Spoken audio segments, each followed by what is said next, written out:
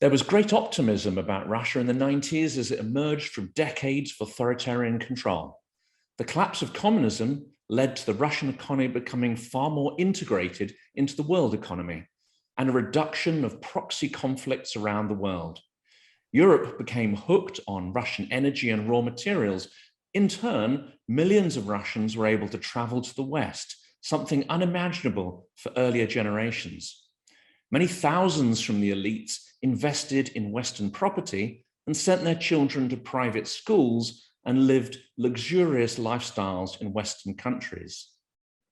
This has all gone into reverse since 2014, and this messy geopolitical divorce is accelerating. I'm speaking today with John Sipher about how much worse this can get. Welcome to the Silicon Curtain podcast. If you enjoy the topics we cover, please like and subscribe to help boost the popularity of our videos on YouTube. And please share links to the videos with anyone you think may be interested in our incredible speakers. John is a non-resident senior fellow at the Atlantic Council and co-founder of Spycraft Entertainment, a production firm providing content to the entertainment industry. Spycraft Entertainment connects the worlds of Hollywood and intelligence. John is also a foreign policy and intelligence expert and social media influencer. His articles have been published in the New York Times, The Atlantic, The Washington Post, Politico, Foreign Affairs, Newsweek, Slate, Lawfare, and Just Security, amongst others. He regularly appears on PBS NewsHour, CNN, NPR, MSNBC, BBC, and speaks to corporate, academic, and governmental groups. John retired in 2014 after a 28-year career in the Central Intelligence Agency's National Clandestine Service. At the time of his retirement, he was a member of the CIA's Senior Intelligence Service, the leadership team that guides CIA activities globally. John served multiple overseas tours of Chief of Station and Deputy Chief of Station in Europe, Russia, Asia, and in high threat environments. He has significant experience working with foreign and domestic partners to solve national security challenges. John also served as lead instructor in the CIA's Clandestine Training School and was a regular lecturer at the CIA's Leadership Development Program. He is the recipient of the Distinguished Career Intelligence Medal. John, welcome. Wow, that's too much. I haven't read that, but no, glad to be here. Fantastic. Now, I think there was probably even more than I could say. I cut quite a bit out. But please tell me a bit more about your time in the clandestine services and what have you been doing since you retired from the CIA?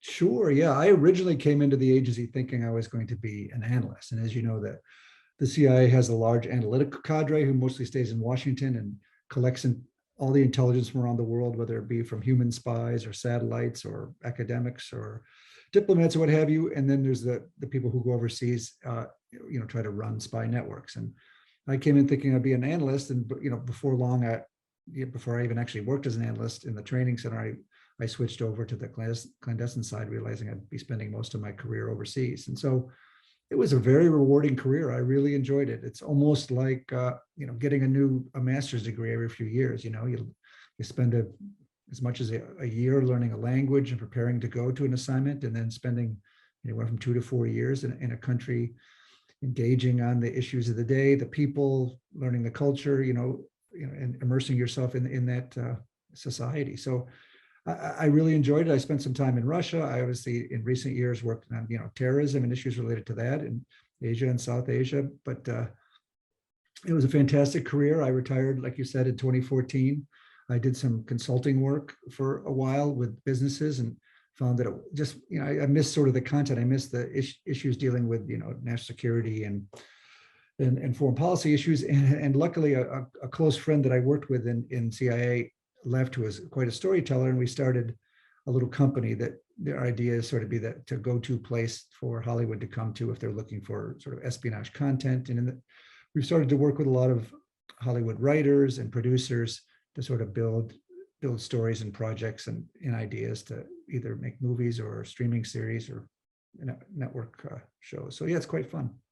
And before we turn to Russia and Ukraine, which of course is going to be the main topic of conversation, I have to ask you, how realistic is the depiction of the world of espionage in Hollywood? Yeah, it's funny. I spent a lot of time overseas, and we go out there and people ask us about specific movies, and I have to say a lot of them we have never seen. But there doesn't seem to be any one great film or series that sort of depict our profession in a realistic way. I mean, still probably the Le Carré films are the best at bringing out the ideas of trust and betrayal and relationships and those type of things. That the French series, The Bureau, sort of has a good feel about sort of the mix between the bureaucracy and the headquarters work and then the overseas work.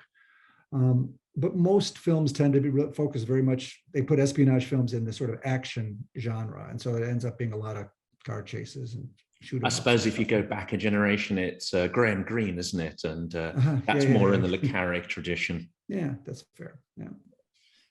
Well, let's really turn to obviously the major topic at the moment. And of course, your experience of being in Russia in the 90s is extremely relevant to what's going on now. Do you think, can the roots of the current crisis be traced back to the chaos we saw in Russia of the 90s? Well, I think it's a really interesting question, and sort of your lead-in sort of brought it up to my mind. I think in some ways, my first answer was to want to say no, but it depends. If you want to spread it out, as a bigger question is, of course, yes. And the reason I originally say no is because that is sort of a narrative that Vladimir Putin wants to put out there to the world.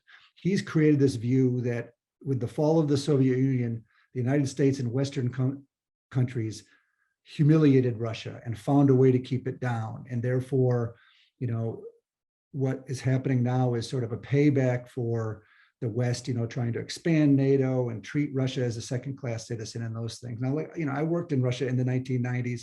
There's a lot of mistakes that the West, the United States, and others made, but the notion that the West was trying to humiliate Russia is silly. I think most Western governments are trying to work with Russia. I think we wanted to bring Russia into the Society of Nations. We spent a lot of money trying to help Russian scientists, to help Russia, to try to bring them along. And there's a lot more that goes into it about sort of what happened. So that narrative that it's the humiliation of Russia by the West that's created the problems we have today, I think is a false narrative. But on the bigger issue, of course, I don't think we in the West focus on what kind of damage it does to someone's psyche to have lived through the fall of their own country. So Vladimir Putin was a proud KGB officer, and the KGB saw themselves as sort of the frontline sword and shield defenders of the Soviet Union. They saw themselves as one of the great superpowers, and all of a sudden their country disintegrated and fell apart. And so that's got to impact upon those people quite heavily. And so there's a lot of things that you don't just turn around and change the way you think or create a new society out of whole cloth. And so there's obviously issues related to that cause sort of the generation of leadership we're seeing in Russia right now. But the notion that it's a simple narrative of the West trying to keep Russia down, I think, is silly. And of course, when he says Russia was humiliated, what he means is the Secret Service or the elite or the FSB or the GRU was humiliated, or at least lost a large portion of its power. He's not really talking about the man in the street, is he? Well, despots don't seem to care about their own people. It's about staying in power. And I think what's interesting, if you look at Vladimir Putin as a Chekist, as a former KGB officer, as someone of the security services, the early Bolshevik security services were all about keeping the leadership in power at all costs, and in the willingness to use violence, repression, brutality to keep the leadership in power. And I think, Vladimir Putin's KGB cronies, many of whom are in senior positions now in the really powerful security services in Russia, their job is to keep themselves in power. And of course, modern Russia is as much about keeping themselves in power, but also keeping themselves wealthy as well, as opposed to sort of the communist regime. And so what you're saying, I think, is very much the case, that they're about themselves. And I think we see that with the war in Ukraine. I think some of the people who are going to come out worst from this war over the next decades are the Russian people. They've essentially been thrown under the bus. They had no choice in the fact that they went to war and their country's under heavy sanctions, and they're going to be seen as pariahs on the world stage for years to come.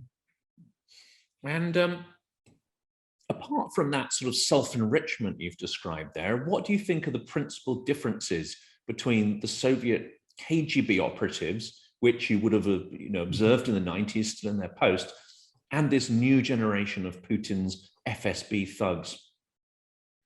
I spend a lot of time talking to groups, and essentially I make the point that there's very little difference.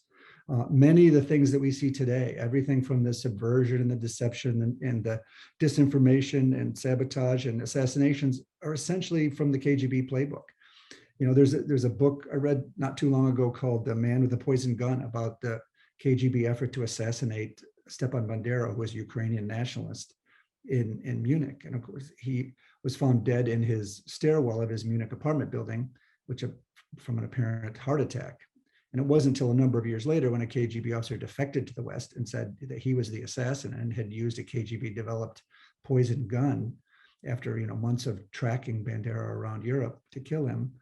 And if you read that book and then you put it up against the Skripal effort to kill Skripal in Salisbury, it's essentially the same playbook.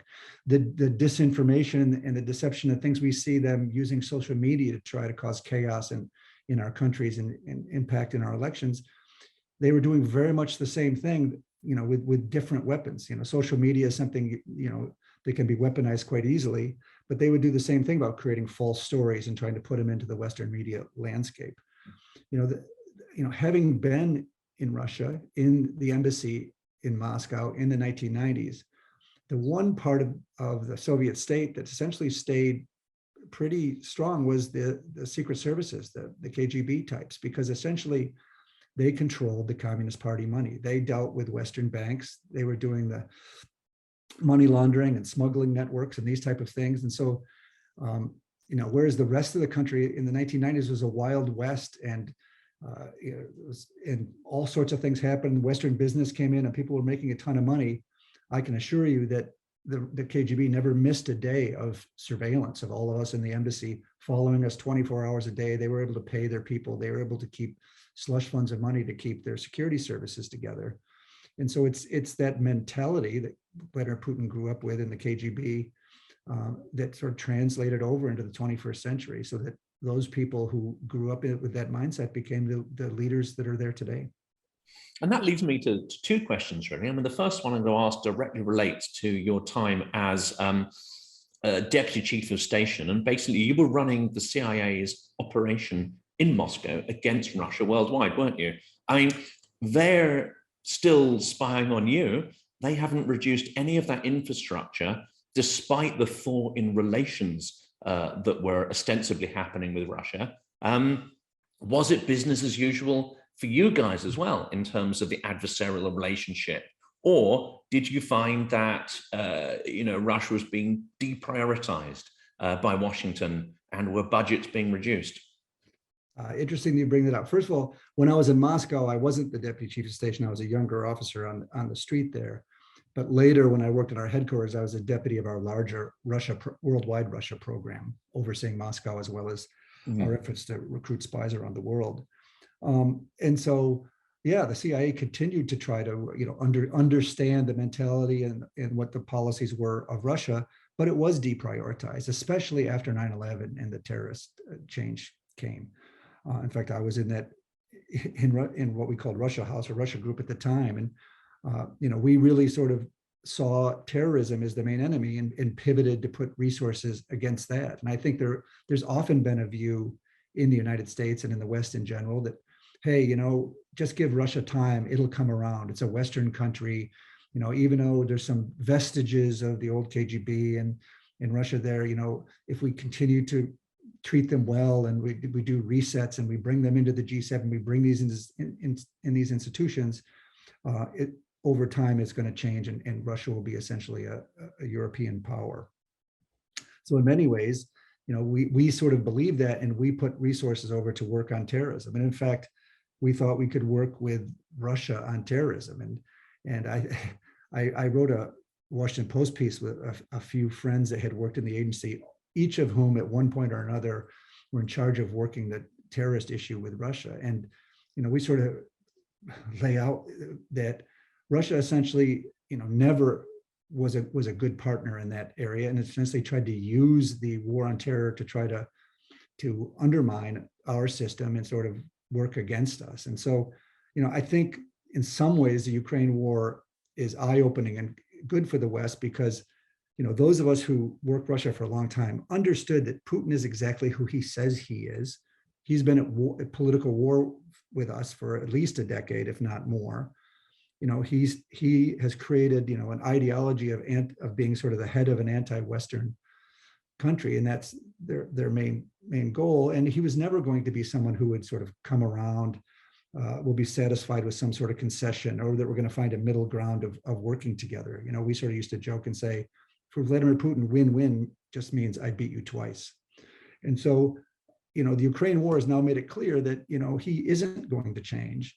And therefore, all of our sort of ideas that we could just, wait it out or treat him better or provide concessions and hope for the best, were naive at best. And of course, we gave him a free pass on Grozny when he leveled that city to the ground. And we see the same tactics in Syria and the same tactics now in Ukraine. Yeah, I think Vladimir Putin's been very consistent. It's we, frankly, who haven't been consistent. I think we've wanted to look and focus elsewhere. When terrorism came up, we wanted to deal with that. And part of the problem is the United States has so many priorities on the foreign policy front, whether it's dealing with Iran, China, terrorism, name it, proliferation, North Korea, all sorts of issues, that there's sort of been this desire to keep Russia in the back, and it'll eventually come around. And Vladimir Putin, refuses to be seen that way, and sort of forces himself back into the picture. And the one big difference, to pick on something you said earlier, is that, of course, the position in society, or at least the tactics of the FSB, GRU, haven't really changed all that much. They've perhaps evolved a bit to the digital sphere, but the intent remains the same. However, isn't one of the main differences that during the communist times, they were subordinate to the Politburo? And we don't know what went on behind closed doors, but there was probably much more of a polyphony of voices, and perhaps some debate, at least in that old structure. And the Secret Service was subordinate to essentially the party. Isn't it true to say that really under Vladimir Putin, Russia is the first state in the world where the secret services have taken over every organ of government, all the assets, all the resources? I think that's a great point. The Communist Party of the Soviet Union, ran the state. The KGB and the security services were the sword and shield of that state, and probably played a larger role in their, domestic and foreign policy, because essentially they had a large domestic role of keeping, repressing the population and making sure there's no domestic opposition, but certainly a foreign policy role. But nonetheless, there was a means of transfer of power. There was a means where the Politburo could pull together people from other parts, not just the national security state. Whereas, now we have to wonder, I think maybe there's a couple things I mentioned that, the Russian people have been thrown under the bus. There's another real problem here is Vladimir Putin has created a system by which there is no official means of peaceful transition of power. It is him. He's in the Kremlin. There's no means of free and fair elections. There's nobody else that can make a decision on, what happens if people try to push Vladimir Putin out, or if he dies. There's no system by which a new ruler can be chosen, that we can be confident that process will work without bloodshed or civil war or what have you. And so it's a real problem. So you have this, national security state that's running the government, but by no means are they experts on economics or on, political working amongst opposition groups. There's nothing there other than Vladimir Putin, and that's quite dangerous. I remember when I served in Pakistan, we would have visitors, congressmen and senators and other sort of senior people come out to visit, and when we would give our briefings about life in Pakistan, what it was like to work with the government there, we had to have this sort of quip, and the quip was, in most countries, most countries have an army, but in Pakistan, the army has a country, suggesting the army essentially ran everything and probably still does. But now we see in Vladimir Putin's Russia is that the security services, the Chekist security KGB mindset, and Vladimir Putin himself run everything. And that really suggests, or it hints at, one of the problems in the Ukraine war. Do you think it's poor intelligence that led to Putin's failed strategy to take Kiev in 3 days? Or is it more about hubris combined with that sort of conspiratorial and ideological way of thinking that comes from his Chekist background? It's an excellent question. And I think it's a variety of those things. The one thing he has created with his sort of crony running of the government is, with this former KGB buddies, is a corrupt system to keep themselves in power. The best and brightest don't move to the top. The people that have the best connections are, and the money goes to those people who are around Putin and keep things going. And so there's probably a variety of things that impacted this. One of them is whenever a leader is in power for 20 plus years, everybody understands that to keep themselves in power and alive and keep their leader happy, you tell the leader what they want to hear. And over 20 years, I think Vladimir Putin has made it clear his views on greater Russia, on Russian expansion, on Russia's hatred of the West, on Ukraine, these kind of things. And so I think, people brief him on what he wants to hear, as opposed to, perhaps telling him bad news. Telling him bad news perhaps means that you're not going to be around for too long. There's also sort of just the basic corruption in the system. So I'm sure to some extent, he's had this military modernization going on for a number of years, where he's been sort of bragging about the incredible weapons they have and their nuclear power and hypersonic weapons and all of these things. And to a certain extent, I'm sure he's been briefed about success of the military modernization, but at the same time, that system is set up so that everybody up and down the line takes their cut of money from a project. So I can imagine they're building a new artillery system or tank system or what have you.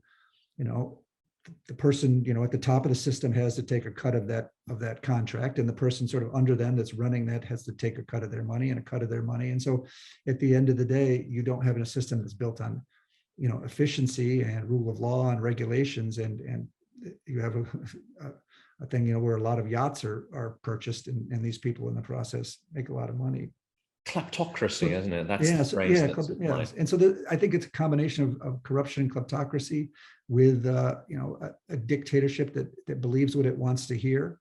And so I think a variety of those things came together to lead to the strategic disaster for Vladimir Putin.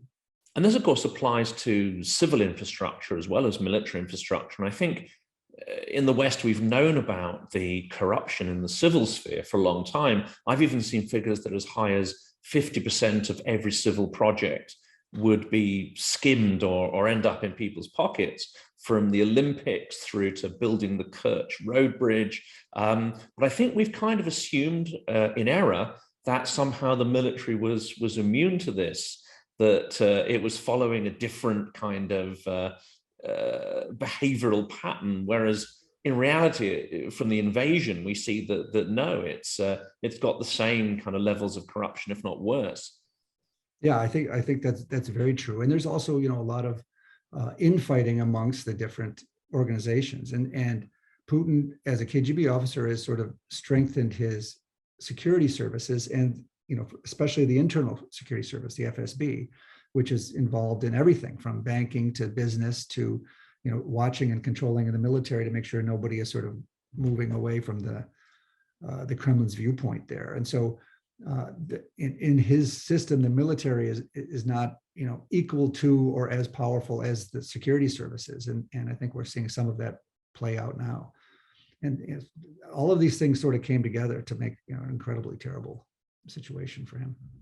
Now, the CIA director, William Burns, has recently said that Russia is wrong if it thinks it can win a war of attrition in Ukraine. Do you broadly agree with that?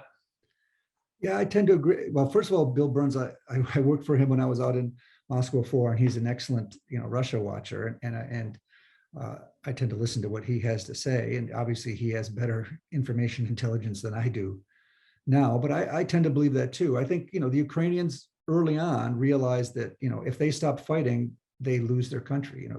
Vladimir Putin is interested in destroying Ukraine as an idea, as a country, as a culture, as a political entity, and therefore Ukraine understands that it's life or death for them, and they will continue to fight.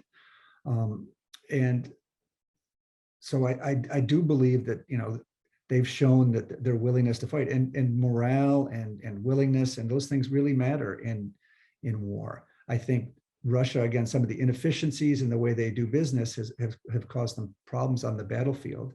We're seeing that they're using massive amounts of artillery and weaponry and losing much of it. Vladimir Putin, in fact, in Bill Burns' talk, was it yesterday or day before, one of the things he made clear is that it appears that Vladimir Putin does not want to do general call up of reserves and everybody in Russia, because that sort of goes against his view that he's told to his own people that this is just a special military operation, and that it's sort of being done without the whole country being at war. In fact, the great majority of the soldiers who died in this war are from smaller ethnic groups in poorer areas of Russia, Dagestanis and Udmurts and Kalmyks and all these different groups. And I think that the notion that if people from Moscow and St. Petersburg are coming back in body bags, that creates, even for a dictator, that creates political problems at home. Absolutely. And in the past, the Committee of Soldiers' Mothers has been quite powerful. My understanding is he's got them under surveillance now to stop any of that happening. But I think it's something that's not that well known. So you mentioned the regions and people out in Siberia and the regions, the sort of so-called coffin money that they get from their children who die in the war is probably many times more than they can earn in a year. It's a significant step up in a horrific kind of way for them monetarily, whereas that coffin money would be a fraction of what someone in St. Petersburg and Moscow could earn. So to put it on a purely cynical, unemotional basis, he understands the economics of who to call up and who not to call up. Yeah, they're offering quite a bit of money, much more than they've ever done, to bring new people into the government, and he understands how that's worked. And you spoke earlier about a good model or example for us that we probably could have and should have paid more attention to is Grozny in Chechnya. The wars in the 90s that essentially led up through as late as 2007, 2008, before it was totally pacified. And we see similarities there, that they went in thinking that the big Russia state and the Russian military would crush opposition, and found themselves battered and beaten and embarrassed, and then essentially went back in and used the kind of tactics that we haven't seen since World War II, where they just destroyed whole cities and bombed fields and women and children and cows and cities, and to try to take over. But even in that case, it took years and years of trying to repress that population. So there's a little bit of something we should learn about how Vladimir Putin participated in that war and the sort of mentality there. And so we see some of the same things. And the same with Aleppo in Syria. We weren't really paying too much attention to that because of other issues we had, and with withdrawal, one might say the betraying the Kurds and so on. But the same kind of tactics there, and yet the Russian losses in Grozny and Syria were a fraction of the losses that they are experiencing now.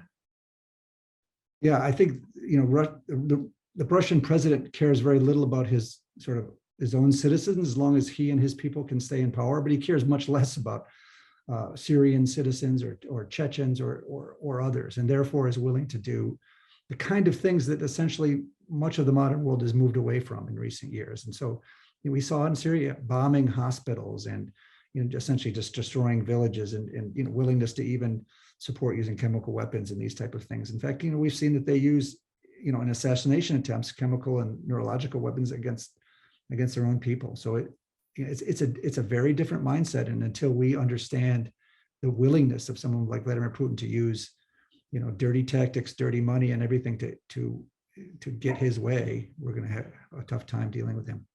And let's talk about labels to put on this. So abduction, terror, and assassination stalk the new Russia, especially in the Donbass. How accurate is it to describe the Russian regime's sort of modus operandi in these occupied territories? I mean, can we call it neo-Stalinism? Yeah, it's a good question. There was a good article recently by Ann Applebaum in Atlantic where she talked about, looking at the decisions being made in the Kremlin as essentially terrorism and labeling the Russian state as a terrorist actor. Yeah, but so in many ways, people are looking at what Russia's doing and rightfully calling it terrorism. There seem to be purposely hitting civilian areas, hitting apartment buildings, schools, hospitals, and these type of things. Even the soldiers on the ground, taking actions that shows incredible undiscipline or just a willingness to terrorize the public. And like you said, it's the same kind of things we've seen in Syria, where they're just willing to, destroy cities or hit civilian areas. I spent time in the Balkans during the Balkan Wars in Serbia and Bosnia and in Croatia, and it'll be very interesting to see because there's a lot of Serbian and Bosnian and other sort of generals that ran sort of the Yugoslav army who laughed at the idea that there was international pressure and that the international court or war crimes would come to haunt them, and found that many of them ended up in The Hague and in prison for their behavior. And so nowadays it's even easier to track exactly who are making decisions here, who's taking some of these actions. And so I think we're going to find Russian military officers and others either not able to ever travel out of their country to be protected, or some of them finding themselves in the docket at The Hague. And should this be extended to the propagandists? Because we see the propagandists on Russian state TV, and I have the misfortune to be able to understand them in Russian. Should they be put in the dock as well? I mean, they're playing a similar role in inciting genocide that we saw in Rwanda. Oh, yes. I mean, it's part of the whole playbook, is to sort of, make your enemy look like they're less than human, so that your soldiers and others can take actions that terrorize the public. And as you know, and as we talked about in terms of sort of the KGB mentality, the security service mentality playing a heightened role in Russia, more so than in other states, this game of disinformation and propaganda and using subversion to try to create chaos and work against their enemies from inside are really part and parcel of the whole system. And so those things work together. It is not an independent media where people just, come up with the things they say. These things are oftentimes choreographed and put through. And if somebody in that media world in Moscow says the wrong thing, they'll find themselves out of a job at the very least quite quickly. So these things work together. And so, I'm not an international lawyer, but I have to think that those people have to be seen as part of the war machine too. And if we pick up on that thread there of the regime turning on itself, there are some signs with the recent suspicious deaths of senior FSB agents and executives within the gas industry that Russian elites may actually be turning on each other like sort of snakes in the sack, as it were.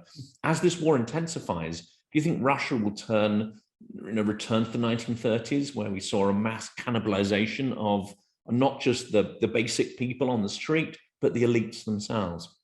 That's a great question. And I think, having a good knowledge of Russian and Soviet history is going to sort of help us put together the pieces here. And so clearly, even in just the last few years, the amount of repression that the Kremlin has had to use to keep any opposition at bay. We've seen even just recently new laws that if you even use the word war describing what's happening in Ukraine, you can go off to jail. Anybody who sort of protests in any way against this war can find themselves off to jail. And the KGB was essentially they were the sword and shield of the state, but they were also sort of the barbed wire that kept the public together. And the KGB ran repression camps and kept the religion and the churches at bay, and all of these type of things. And so, what the KGB and security services, the connections that are very strong between the Soviet services and today, we need to look at some of the ways that the Kremlin itself kept any sort of opposition away from them, and look. And I think there'll be some learnings that are very valuable for us, because again, there's no perfect. Stalin is recoming or communism is reappearing, but there are some things that are eternal, sort of in Russian politics and Russian history. That sort of, the Tsar being all powerful, militarism and repression, and the people being sort of kept down, and this idea of a greater Russia, and Russia having to expand and be, imperialistic in its way of things. These are things that have been around for a long time, and we had hoped that a modern Russia would move away from that. But Vladimir Putin is moving back toward that. So there's a lot of lessons to be learned from Russian history, I think. And one of the big differences between the Soviet era and now, of course, is that the church was repressed under the Soviet Union, although Stalin did allow it to flourish for a period during the Second World War for morale reasons, didn't he? It was rumored, of course, that all of the senior priests, including the Patriarch, were FSB agents or KGB agents at the time. This isn't one of the questions we prepared, but I think it's quite important to address it, based on Putin's power vertical. Do you think that the Patriarch and the senior clergy are FSB agents in that sort of Soviet mold?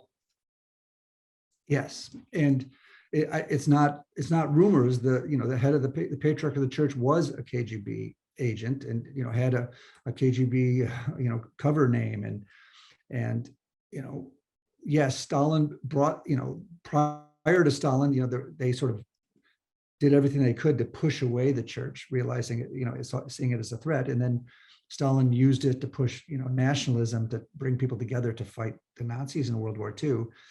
But very quickly, the church sort of came under control of the Kremlin, and it was the KGB whose job was to make sure that priests and senior people in the church, controlled the messages from the church and from the pulpit. And I think we're seeing that now. You see that the Patriarch now, saying things that are almost, bloodthirsty in their way, very, very heavily Russian nationalistic.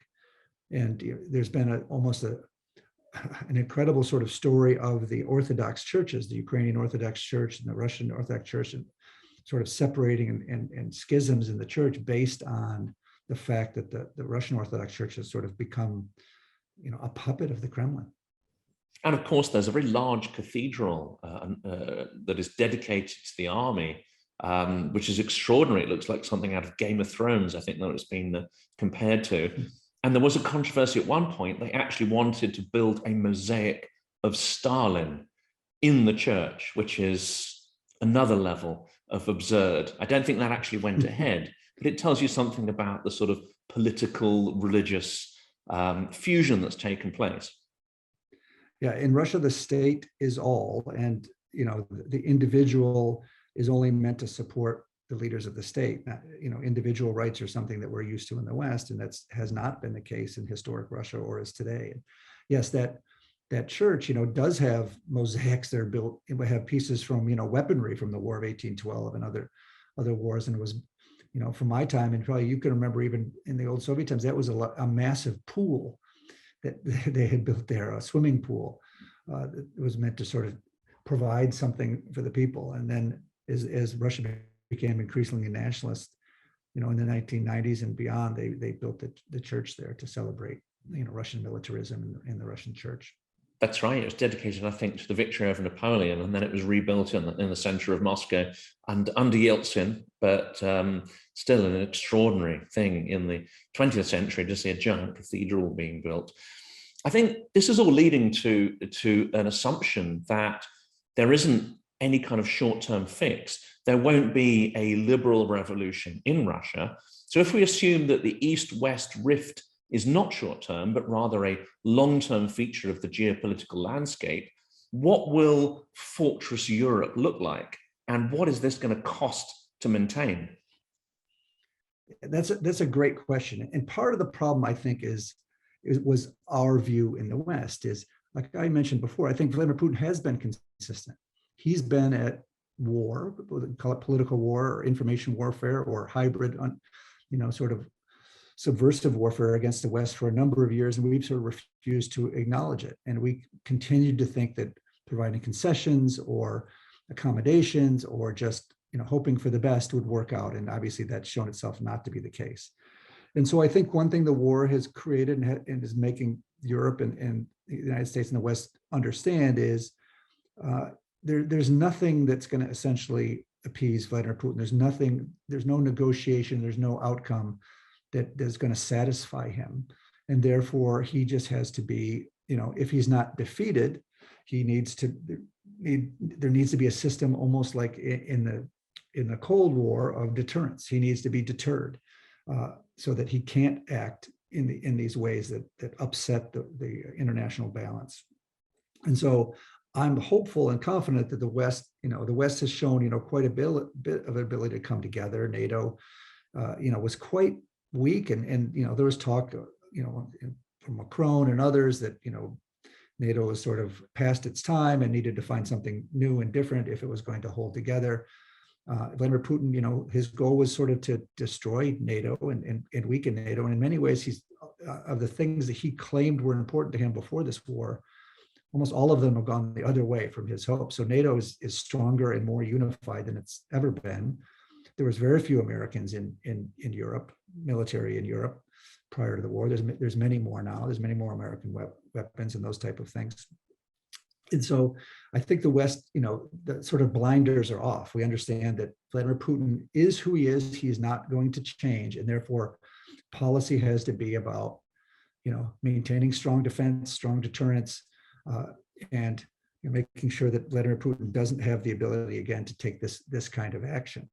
And it's interesting, there's a lot of talk about, NATO and maybe NATO caused this and this type of thing, but you don't see Vladimir Putin going into the Baltic states, and those because they belong to NATO. He understands, the power balance. The one thing Vladimir Putin has is an incredible nose for weakness, but also he understands where strength is and not to go up against it. He, as powerful as Russia is and as big as Russia is, it can't take on a united West in a serious way. It has to use these subversive methods. So what might we see out of this? Where are we going to go? I think we have to treat Vladimir Putin as Vladimir Putin insists that we treat him. Is he needs to be deterred. He needs to be pushed back against. We need to continue to focus on him. We've got to stop with these games of trying to bring him into Western institutions and that somehow we're going to change the way he thinks and change the way Russia is, and hope that we can create a system where a future Russia, a non-Vladimir Putin Russia, can sort of be brought into the family of nations. To address that point, infamously, NATO came in the crosshairs, didn't it, from 2016 onwards, and even in the election campaign prior to Trump's election. I mean, he really had it in for NATO, and there was a threat at some point that really, if he was going to get a second term, the US could even potentially pull out of NATO entirely. Is that just his I would say his prejudice, or was there really some purpose behind that attack on NATO? Yeah, I'm glad you brought that up, because one of the other things I think that led to this war is, like I said, I think we didn't see Putin for who he was, but also, our policies consistently in Vladimir Putin's mindset showed weakness. What happened in Afghanistan, the pullout of Afghanistan was so embarrassing, so poorly done that it's not surprising that Vladimir Putin thought that the United States was weak. The January 6th attacks against our capital were such that, you can imagine that the United States is inward looking and has serious problems, and therefore doesn't have the ability to push back against problems in places like Ukraine and in Europe. It's fair to look at Donald Trump's sort of undercutting of sort of Western democracy and his desire to pull out of NATO and his sort of bromance with Vladimir Putin as things that, were signals to Vladimir Putin that he could get away with perhaps with more than he could. And in fact, it's quite a danger here. I mean, I can understand why our allies around the world when we say we're going to in this for the long run to push back against Vladimir Putin, I can imagine people saying, well, if Donald Trump wins again, is that a given? And that's a serious concern and serious issue, because it's hard to see how Vladimir Putin wins in the long run in terms of, his goal is to create a vassal state to control or even take over Ukraine, a weakened NATO, a weakened relationship between Europe and the United States. All of these kind of things that he's claimed, he's failed on all those fronts. He's shown weakness. He's shown that his vaunted military is not weak. He's unable to get rid of the leadership in Ukraine and destroy Ukraine, all those things. But Donald Trump president, he could really change those things back around. We could find, the United States taking just the opposite tack, which would be quite damaging to the Western alliance, and maybe could allow Vladimir Putin to get away with the things that so far he's been unable to. So that is a real danger and a real problem if the biggest and strongest of the Western allies goes soft. And of course, there are, dare I say it, smarter and more strategic Trump-type figures waiting in the wings, thinking particularly of Ron DeSantis and, of course, Tucker Carlson. If they took that general instinct that Trump had, but apply it to a strategy, that could be extremely dangerous, couldn't it? Absolutely. And Russian disinformation has had an impact here. And the fact that, politically, when Donald Trump has said things, there's quite a lot of followers who don't think for themselves or assume that he's correct and have followed along.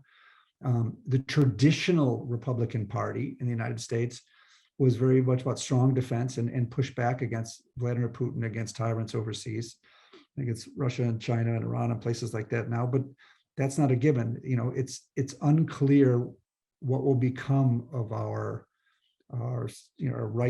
center right and right wing party, the Republican Party, because now it's really split amongst those who are traditional and understand what Vladimir Putin's up to and are willing to invest in pushing back against that, and those people who sort of in the Donald Trump mode, who are very much authoritarian in mindset, very much anti-democratic in mindset, inward looking. And so there's a real danger there. And now, of course, when Donald Trump was the president, he was very, he had strong opinions and made all kinds of, what I think crazy declarations, but he didn't understand the ins and outs of governing. He wasn't, very good at it. He didn't understand how to run the bureaucracy, how to run the national security state. He eventually brought people in who, had traditional views and worked with our national security professionals and our FBI and CIA and military and others. And in some fashion, the sort of what he used to call the deep state, what I would call the professionals, pushed back and tried to, make sure that, he didn't break the law or didn't take, he brought others in to deal with these issues. And it's not clear that if he wins again, or if he had won again in 2020, that those guardrails would have held. And so this is a real concern for, people, allies, and those looking at, how we deal with Vladimir Putin in the world. And it's quite clear, isn't it, that the Trump organization, his personal network that he accrued, was almost certainly penetrated by the GRU, whether he was really aware of that or not.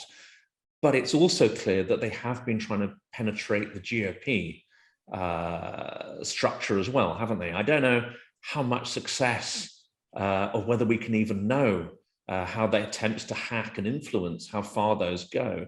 But what's your view? Yeah, very much so. So Russians, again, we're using these same tools that they used throughout the Cold War of deception and subversion and disinformation and all of that against us. They've been using, weaponizing social media. In the Cold War, for example, if they wanted to create a false story, like the Defense Department created the AIDS crisis so that it could benefit Soviet foreign policy in places like Africa to create a false story that the AIDS epidemic was created by America as a weapon. They had to sort of make up that fake story and get it into the media, and it might take 2-3 years to push that into the media system. Nowadays, you can just pump that out in social media, and you can create false stories, and we saw a lot of that around our 2016 election. But even now, you don't even need to to create the false story. You can look for divisive issues that are already out there, bad actors, and then you can just amplify and exploit and push those things. So they can see issues that cause problems in the United States, whether it's, gun safety, or whether, it's issues around the church, or whether it's political issues. They could just take that and exploit that and pump it and essentially create chaos and friction inside the United States. And absolutely, the Russian intelligence services were looking to create inroads to people in the Republican Party and those around Donald Trump. I'm sure Donald Trump's security practices were not the best in the world. He is on the phone all the time. I'm sure the Russians understood the kind of people he was talking to, were able to listen to a lot of those calls, were able to then try to influence those people, some of which were not the smartest bulbs.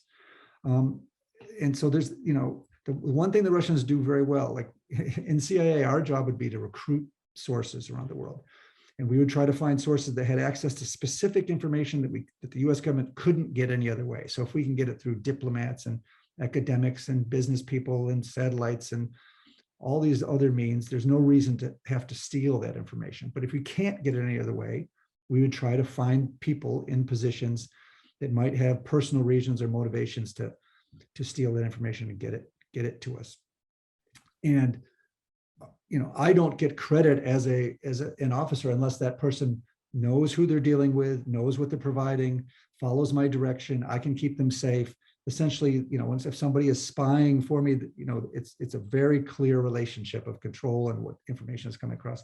The Russians are much better at playing that entire system. They don't have to have someone who's a bought and paid for spy. They can have people, sort of fellow travelers, who sort of, say things that benefit the Kremlin, and they find a way to then provide support to that, amplification to that, perhaps money into that system.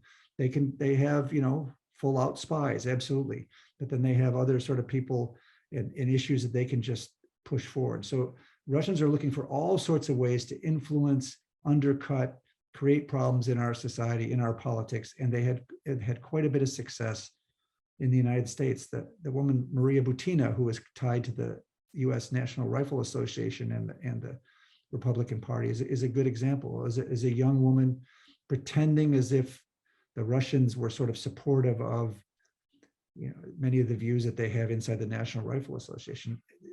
People like you and I who've been to Russia understand it's not a gun culture. People can't walk around down the streets, with guns.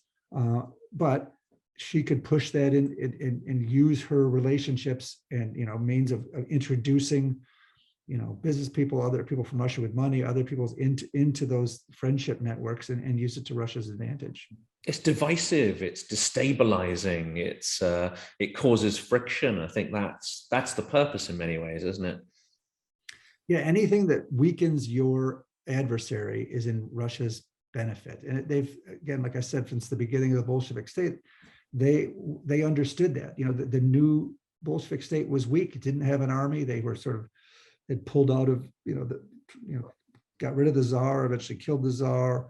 They understood that, much of the West was looking to overthrow them. And so their way of defending themselves were using asymmetric means, the means of the weak against the strong. And that was about, creating false narratives and messages and trying to influence and get into systems and even create false systems. In fact, there's a famous case that we studied in the CIA, which became sort of the model that the Russians and the Soviets used for years and years. It was the trust operation. So that the main underground organization working against the Bolsheviks that had monarchists and white Russians and Europeans and everybody inside whose job was to try to overthrow Lenin and the Bolshevik state was a creation of the Cheka. It was a fake, it was a honey trap. It was essentially, they created the underground opposition organization, ran it for several years, allowed people to be assassinated, allowed people to come together and have clandestine covert meetings.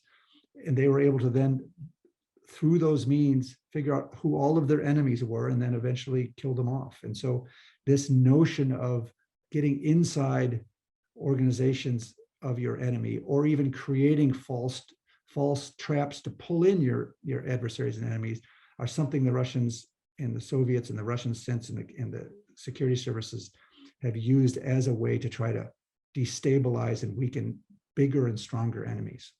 And I think this is something that is not at all understood outside of Russia, and even the liberal intelligentsia, I think, failed to really understand this. And that's that, the Russian Duma consists of several fractions, different parties. You've got the liberal fraction Yabloko, you've got the ultra-nationalist Zhirinovsky faction. And on the surface, you can look at all that as the trappings of a, albeit unsophisticated, but the trappings of a democracy. Whereas this new repressive phase has shown that the entire thing is a puppet show, that every fraction is in effect controlled and is a piece on a chessboard played by the secret services. In fact, if you weren't a signed up member in some ways, or a signed up asset of the secret service, you wouldn't even be allowed in that parliament. That's absolutely right. And the parties, even the quote unquote opposition parties, have people inside from the Kremlin, and both either as recruited spies and sources, but are actually part of the process. So Zhirinovsky, who was seen as the sort of a rabble rouser oppositionist, was as much a tool of the Kremlin as the Kremlin party was. And so that's absolutely the case. But that's the same sort of thing that we then see that they do outside the country in the West.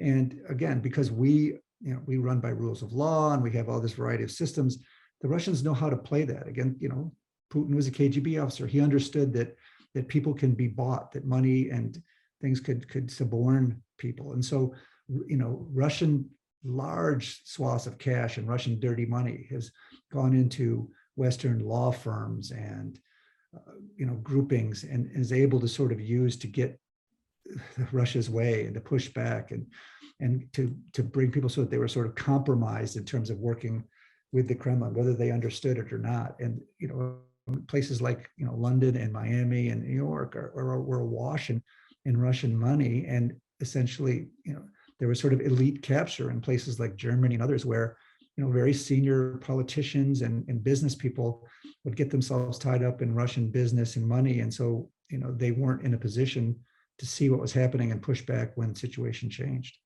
So how can the West defend itself better against these aggressive economic measures, the propaganda, and of course, the so-called active measures that Russia is constantly engaged in? Well, I'm hoping that this Ukraine war and the fact that, the scales have been pulled off our eyes of what Vladimir Putin's true intentions are, will allow us to look at Russia, for what it is. And I use the term Russia, and there's always a danger, because one of the defenses and one of the pushbacks that they use is when you use the term Russia, they say, "Oh, you're Russia-phobic, you're anti-Russian culture and anti-Russian people," and it's a game that they use to push back. Whereas it's easier to say what the Kremlin is doing and what Vladimir Putin is doing if you're meant to say it in a negative way. But absolutely, I think we in the West for too long were, like I said, we're just hoping things would get better, and that if we just gave Russia time as a quote unquote Western country, it would come around and eventually join the family of nations. We understand that that's not going to happen now, so that we have to put guardrails, in place to deal with it. I think, in 2016, when our institutions were so focused on sort of fighting terrorism and were inward focused politically, and saw what could happen with our elections in France and efforts to assassinate people around Europe, there's been much more, written about that. It's much clearer of these games that the Russians are up to, how they use social media, how they use disinformation. It's not perfect, and it's still effective. It causes problems in our country. Part of the problem is us. If we're fighting, if we're tribal, it's very easy for them just to stoke that. But we're no longer taken by complete surprise. We understand that the Kremlin has nefarious intent and means, and we've seen some of those means. And so I hope that we're going to be better protected over time to deal with those. And that leads to my last question, because we're coming towards the end. And I'd like to end really with the focus on Ukraine. So I think Ukraine, more than anyone else, understands that this is a zero-sum game, that Russia is only interested in the win-win in any scenario. And Ukraine has been under attack, both in the hybrid warfare, information warfare, and now in the all-out physical warfare for more than 8 years. It's my impression that the Ukrainians have been working on developing, innovating techniques, both psychological and sociological, but also innovating a lot of techniques based on technology to counter Russian propaganda. What do you think we should be doing to learn from Ukraine's experience? Well, I would first start by saying we should have probably been listening to our friends in the Baltics and Eastern Europe longer than we have been. I mean, the people who've lived next to Russia for years and years understand the intentions, understand how the Russians, try to subvert their countries. And again, Ukraine, like you said, has been at war with Russia in the eastern part of Ukraine and in Crimea since 2014. They understand Russians. They understand what the Russians are up to. Russians have been nonstop trying to influence their country, use cyber attacks, use disinformation, use parts of their political system against them. And so by the time this war came around, again, the Ukrainians couldn't be fooled. They understood what the Russians were up to. They were probably better prepared in terms of information and cyber defense and how to push back against these things. And neighbors in the Baltics and others had developed some resilience and the ability to deal with what the Russians were up to far more than we tend to in the West. And I think we're now learning quite a bit from the Ukrainians. I mean, our military is learning from the Ukrainians and changing assumptions about, what's the best way to defend, what's the best way to, for example, to prepare Taiwan to defend itself from China if China intends to invade. What's the best way to protect ourselves in the West? Other kind of things. Is it big systems and tanks and what have you, or are there other smaller hybrid asymmetric means of doing so? And so, yeah, I think we have to be smart enough to learn to help the Ukrainians, help them win in every way we possibly can, but also to listen and learn from the Ukrainians. And again, step back and listen to some of the people that we've not been listening to in the past, who understood the Russians and understand the Russians, so that we're better prepared, because essentially we're going to have to be in a system of deterrence and defense as long as Vladimir Putin's in power in Moscow. And potentially successors, because there are some nasty characters just waiting in the wings to take over. Yeah, that's very true. I mean, Patrushev, who's a former, obviously a KGB officer as well, some of his recent comments and statements are just, blood curdling. Let's hope they take him out like they did with Beria and have someone more sensible there. John, I know we're out of time. It's been a huge privilege and very, very insightful speaking with you. Thank you so much for joining the podcast. My pleasure entirely. And I would love to get a scotch or something and sit down and keep going on this, because there's so much more to learn from your experience working on Russia and these issues. And, we're only touching the surface here. Let's get a follow-up session in the diary with some nice single malt. There you go.